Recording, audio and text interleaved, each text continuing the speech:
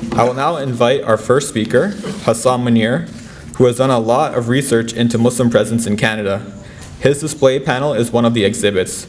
Today he will tell us about one of the Muslim inventions that we all enjoy, which is coffee. Please welcome Hassan Munir. Assalamu alaikum, everyone. Thank you for being here, and thank you to the organizers of the event for putting it together. And I'm just going to sort of briefly touch on the history of coffee and the way that became one of the Muslims' most significant contribution to the world. So coffee is something we love in Canada, right? It doesn't need very much introduction. According to the Coffee Association of Canada, 71% of Canadians, adults, reported drinking coffee yesterday, and I'm sure they drank it that same day as well. Tim Hortons sells 2 billion cups of coffee in any given year, and the average Canadian drinks 152 liters of coffee in a year. So it really adds up, that cup that we're having every day. And that's actually the third highest in the world, right? So when it comes to something that Muslims contributed that is part of the everyday lives of most Canadians, coffee is an amazing example. But very few people actually know its history, and it's a lost opportunity for Muslims in particular, as well as from our conscientious friends from other communities and other walks of life. Because, you know, one of my favorite sort of things to think about and say is that every Islamophobe drinks coffee, right? It's something, you know, they almost can't go without, and it almost seems like, you know, I often imagine this conversation where two Islamophobes want to meet up and they're like, let's go for a coffee, right? And I just wish I was there, and I'm like, wait, hold on, don't do that, because, you know, if you're going out for a coffee, you're actually validating and supporting those evil Muslims, right? And those horrible people, because they're the ones who gave you this coffee in the first place. So how did this come to be, right? And it's unclear where the story of coffee begins, but there's some very interesting sort of tidbits of history that we can look at. One of them is that there's a story that suggests that Prophet Sulaiman alayhi salam was actually the first to use coffee as a medicine, right? And that's the Prophet Solomon. And obviously this is almost like a legendary tale, but it is interesting that somebody, whether, you know, they had heard of this tale from another source or whether they had sort of imagined it, they were very interested in sort of backdating the history of coffee. It's also said that the famous physician Ibn Zakaria al-Razi in the 10th century actually discussed coffee in one of his medicinal works, and you can learn more about him in the displays that we have here. But the most famous story that some of you may be familiar with is that a shepherd sort of grazing his flock in Ethiopia just happened to notice that when the sheep, you know, started eating these wild coffee beans, they became very sort of agitated and excited, and he said, you know, I'd love to have that kind of excitement in my life, so let me try it as well. So he went after the sheep, he took some coffee beans, and over time it becomes this drink known as kahwa in Arabic, right, which is where the word coffee actually comes from. And it got transferred across the Red Sea to Yemen. And Yemen is where sort of the traceable history of the coffee drink begins. And that happened at some point in the late sort of 1400s. So coffee as a drink is only about 600 years old.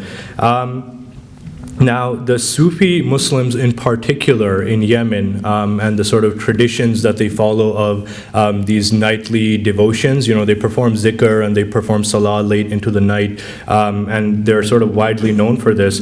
They realized that this drink could keep them awake and give them energy to sustain themselves during that, you know, those long hours of the night. So they took on very quickly to coffee, and it spread and it became very prominent in Yemen. And there's many legends and miracles associated with coffee, and now you have poetry being composed about coffee. And one of the Sufi scholars, Ahmad ibn Alawi, who died in the year 1566, is said to have lived on nothing but coffee in the final years of his life. And in fact, he writes in his book, or one of the books that he wrote, that if you pass away with some coffee in your system, you cannot go to hell, right? Now, this is very interesting because the association, obviously this is a huge exaggeration, but the association he's making there is that this close association between devoted worshippers and coffee, right? It's the worshippers who are really taking on coffee at this time. So he says, if you're drinking coffee and you have some in your system, the reason you probably did that is because you were awake in worship, and if you die in that state, in a state of worship, according to him, you are not going to be going to hell. So for Yemen, coffee spreads to Mecca and Medina, and this is my favorite part. So Mecca and Medina are relatively close to Yemen. And it's my favorite part to actually discuss with Islamophobes, only because they like to make a big deal of the fact that at one point in the city of Mecca, the scholars who were there sort of arrived at a consensus that coffee was impermissible for Muslims, right? So this is a new drink that's been introduced. They're not entirely sure. Obviously, intoxicants are forbidden for Muslims, and they're not entirely sure how it affects Muslims, especially socially. So people used to sort of go asleep at sunset or shortly afterwards, but now they have this drink and they're staying up late at night, and the scholars aren't sure about the social impact of this drink. So it becomes banned. So there's a ban that's placed on coffee that it can no longer be drunk in the city of Mecca specifically. And Islamophobes love to make a huge deal about that and how backwards, the Muslims were, that they couldn't realize that this was just an amazing thing that helps you stay awake. It's not really an intoxicant. But what they don't realize is that same process of Sharia law that led to the consensus that banned coffee in the first place, about 10 to 15 years later, that same mechanisms within the Sharia system actually ruled over that previous ruling and said that coffee was mubah, that coffee was actually perfectly acceptable, right? So it's those same mechanisms. So the way I present it to some of these people is that, Sharia law gave you coffee, right? But you won't hear that aspect of it in the media. And it just sort of what I'm trying to say there is that the Sharia is actually a much more complex system than like a word that's thrown around in the media for sort of political purposes. So anyways, from there, and that became the key. So once coffee was declared permissible in the city of Mecca, one important thing that's often forgotten about it is that this concept of the marketplace of ideas, this is the original marketplace of ideas. The reason being, the people are coming here from all over the known world every year to perform the Hajj, the pilgrimage. So people are coming from Spain, from West Africa, from East Africa, from Eastern Europe, right? They're coming from Central Asia, from South Asia, from the Arabian Peninsula, and all of these different places.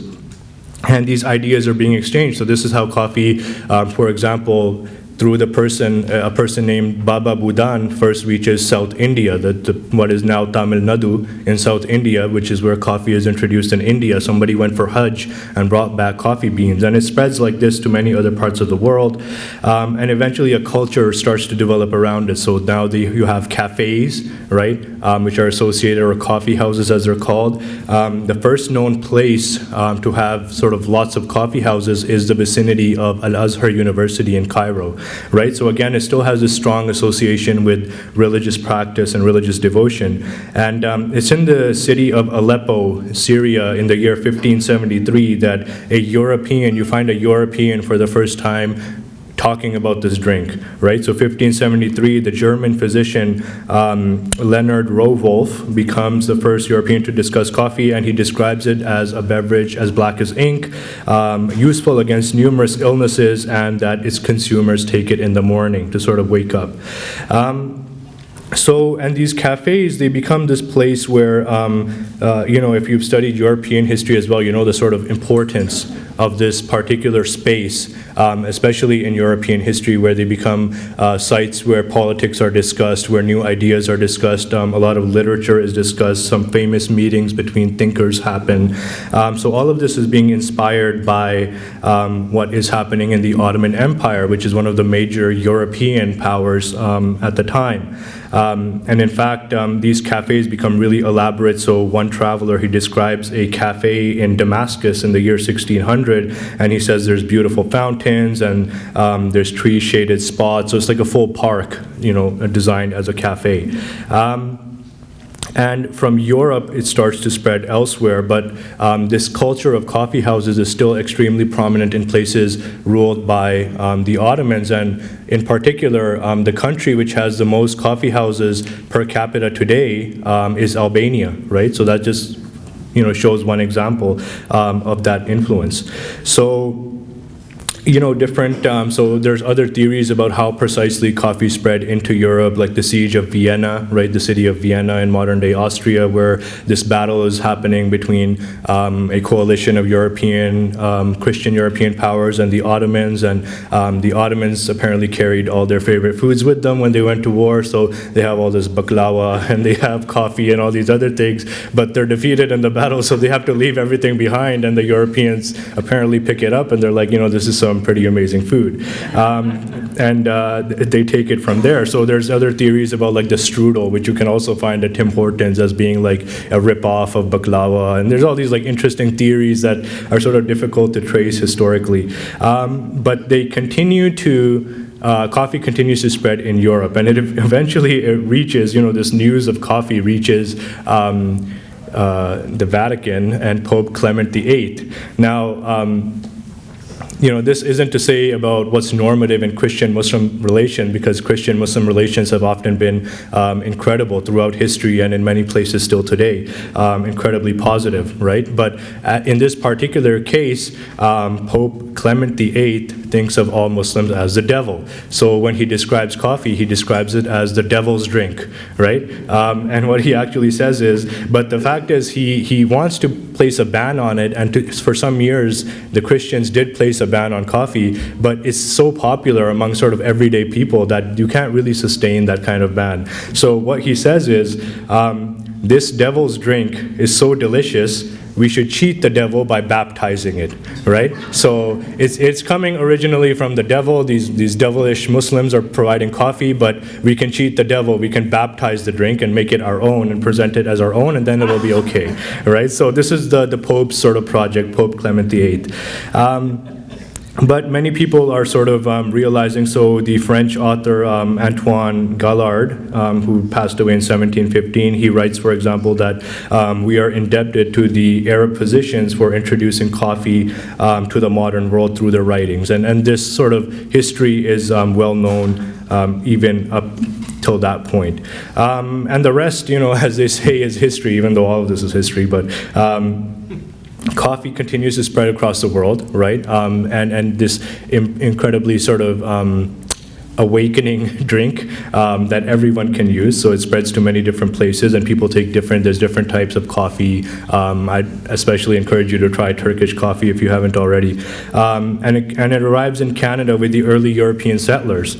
And Toronto's first cafe opened in December 1801 at the corner of King and Jarvis, right, in what is now downtown Toronto, and at the time it must have been like the far north or something. But and so sort of coffee, like I said at the beginning today, it's just so part and parcel of our everyday lives and our day-to-day culture, and everyone is a Muslim contribution that everyone's benefiting from. So when I say something like, Muslims invented algebra or provided algorithms, it's an extremely important contribution, but it only resonates with a certain amount of people, because many people don't know much about algebra or what algorithms are or what they do, that kind of thing. They might have a very rudimentary understanding. What everyone does know is what happens when you miss your morning coffee, right? Right? Everyone knows exactly what that means. So I think that's why we need to focus on discussing these kind of contributions as well, and not sort of shy away and not sort of let that opportunity go from our hands when somebody says, well, and a lot of these Islamophobic narratives in places like